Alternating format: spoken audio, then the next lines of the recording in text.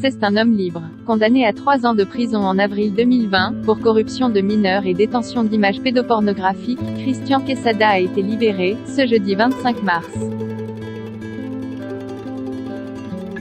L'ancien maître de l'émission Les 12 coups de midi a terminé de purger sa peine, comme le note Le Progrès, par le jeu des remises de peine.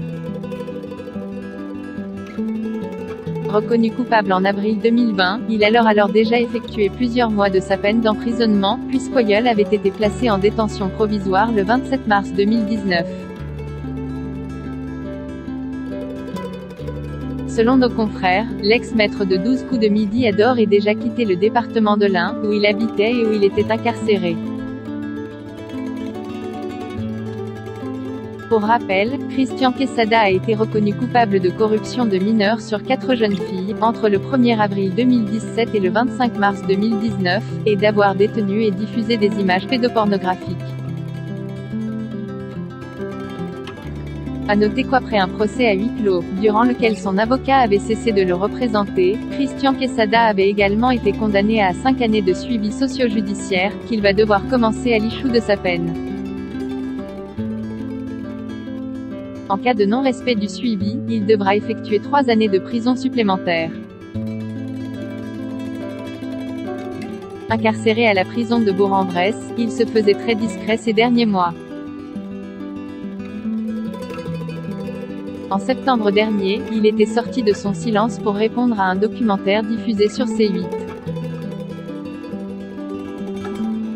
Pensez-vous réellement que je vais consacrer du temps à quelqu'un travaillant pour une chaîne où depuis 15 mois vous n'avez de cesse de manier lynchage médiatique, insultes, diffamation pure et simple, et pire, calomnie, à mépris de la plus élémentaire présomption d'innocence, s'agaçait-il.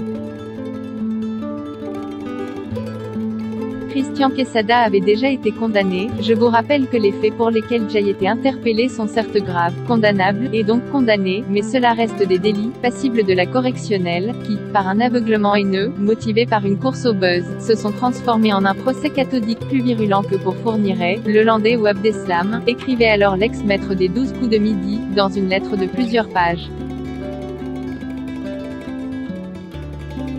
Depuis son placement en détention, Christian Quesada a fait l'objet de 5 autres plaintes, qui avaient été déposées à son encontre par des jeunes femmes qui se sont manifestées après la médiatisation de la première affaire, comme l'avait expliqué Christophe Rode, le procureur de Bourg-en-Bresse.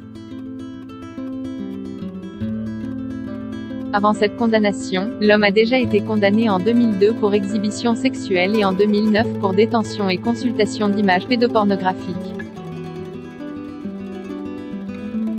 Inscrivez-vous à la newsletter de closermag.fr pour recevoir gratuitement les dernières actualités.